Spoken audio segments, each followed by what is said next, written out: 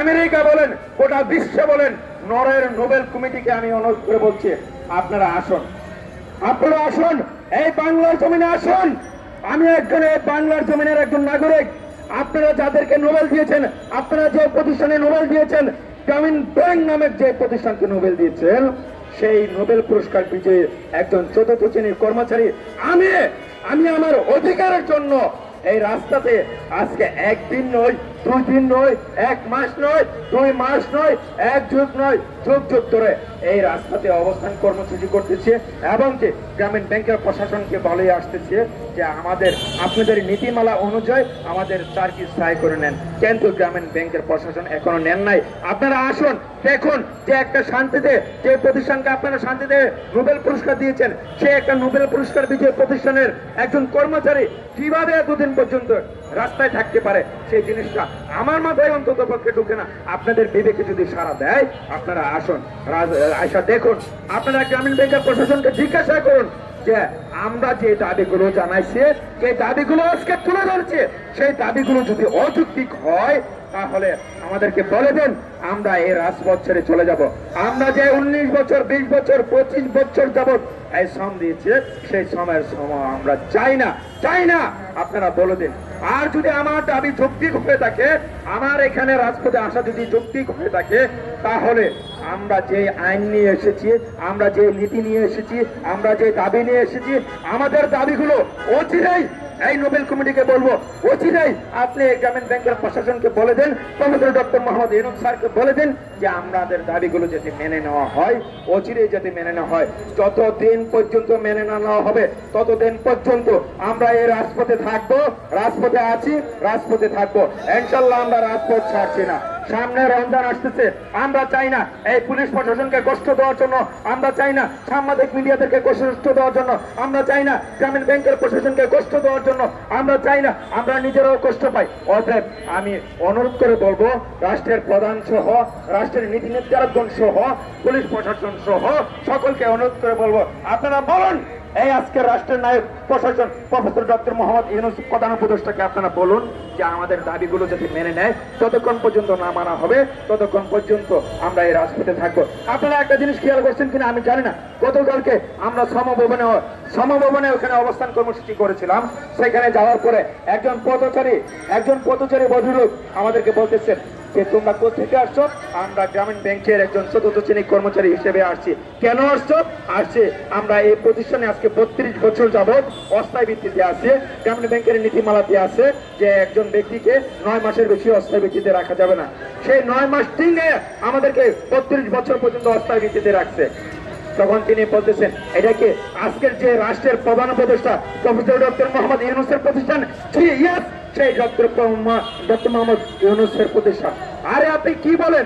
আমার ছেলে ওই ভদ্রলোক বলতেছে, আমার ছেলে সে 5 আগস্ট এই স্বাধীন বাংলাদেশ গড়ার জন্য রক্ত দিয়ে শহীদ হতেছিল। সেই শহীদের রক্তকে আজকে এইভাবে সেই শহীদ রক্ত দিয়ে আজকে প্রধান উপদেষ্টা প্রফেসর ডক্টর মোহাম্মদকে বাংলাদেশের গতিতে বসাইছিল কি এইভাবে রাস্তায় আসার জন্য? আরে আমার ছেলের জীবনটা বিদা হয়ে গেল। অতএব তিনি বলতেছেন, বাবা তুমি এই দাবি নিয়ে এসেছো, তুমি কি দিনাদের দাবি তোমাদের দাবিকে প্রধান উপদেষ্টা মেনে নিয়েছেন? আমি বললাম যে না, এখন পর্যন্ত professor doctor Mohammad Yunus sir আমাদের দাবিগুলো মেনে নেন নাই এবং গ্রামীণ ব্যাংকের যে নীতি নির্ধারকগণ আছেন, প্রশাসনগণ আছেন, তারাও এখন পর্যন্ত আমাদের সেই দাবিগুলো মেনে নেওয়া হন নাই। তখন তিনি বলতেছে, আজকে এই বাংলার জমিনে আমার ছেলের রক্ত বিদা, আমি একজন বাংলাদেশের নাগরিক হিসেবে আমার নাগরিকত্ব বিদা, এই বাংলাদেশের স্বাধীনতা বিদা গেল। কেন বিদা গেল? যে একজন বাংলাদেশের স্বাধীন নাগরিক একটা অধিকারের জন্য এতদিন যাবৎ রাজপথে থাকতে হবে, সেই জন্য আমার নাগরিকত্ব বিদা। এই বাংলাদেশের বিপ্লব বিদা হয়ে গেল, 5 আগস্টের স্বাধীনতা বিদা হয়ে গেল। সুতরাং আমরা চাই না যে এই মানুষগুলো যারা ধিক্কার দিচ্ছে, সেই ধিক্কারগুলো এখনো দোষ বা সামনের দিনগুলোতে দোষ, এই ধিক্কার যেন না দেওয়া হয়। সেই জন্য আমি প্রধান উপদেষ্টাকে বলছি, স্যার আপনি বলে দেন, এখনো বলে দেন যে গ্রামীণ ব্যাংকের প্রশাসন যেন আমাদেরকে অচিরেই মেনে নেয়। যতক্ষণ পর্যন্ত না মানা হবে ততক্ষণ পর্যন্ত এই রাষ্ট্রের মানুষ এই রাষ্ট্রের মানুষ আপনার নোবেলের প্রতি ধিক্কার দিবে। এই রাষ্ট্রের মানুষ শান্তিতে নোবেল পুরস্কার বিজয়ী প্রতিষ্ঠানের প্রতি ধিক্কার দিবে।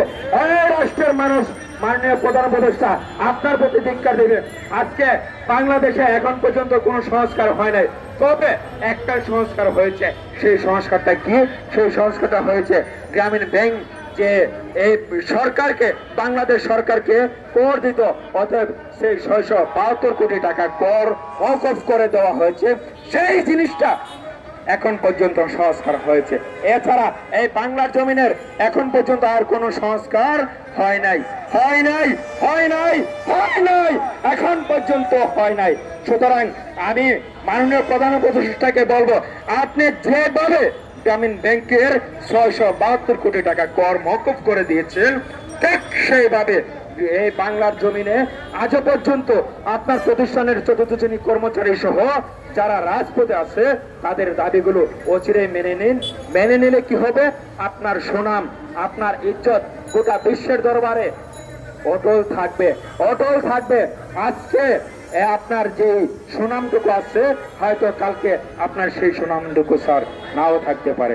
সুতরাং আমি আবারও অনুরোধ করে বলছি যে আমরা যে দাবি নিয়ে এসেছি, আপনি বলে দিন গ্রামীণ ব্যাংকের প্রশাসনকে, যাতে আমাদের সেই দাবিগুলো অচিরে মেনে নেয়, মেনে নেয়, মেনে নেয়।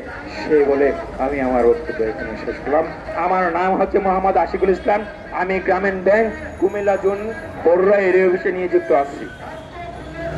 করার কারণে আজকে মাসের 23 দিন হয়ে গেল আমরা 32 জন কর্মচারী ব্যাংক থেকে বিতাড়িত হয়ে আছে, ব্যাংকের বাহিরে আছে।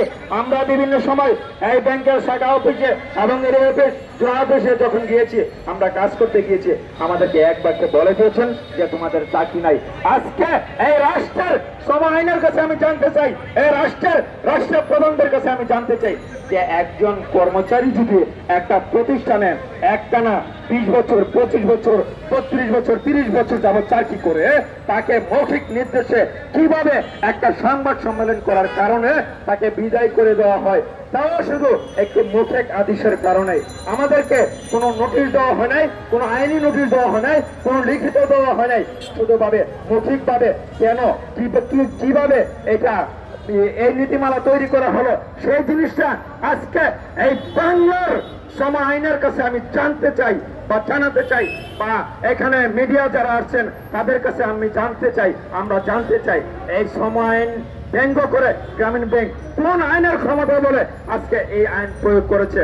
আমি স্পষ্ট করে বলতে চাই গ্রামীণ ব্যাংকের নীতি নির্ধারকদেরকে এবং আজকের এই রাষ্ট্রের নায়ক প্রফেসর ডক্টর মোহাম্মদ ইউনূস স্যারকে বলতে চাই যে স্যার, আমার মতো একজন চতুর্থ শ্রেণীর কর্মচারীর হাত দিয়েই আপনি এই বাংলার জমিনে এবং এই গ্রামীণ ব্যাংকে নোবেল পুরস্কার এনেছিলেন।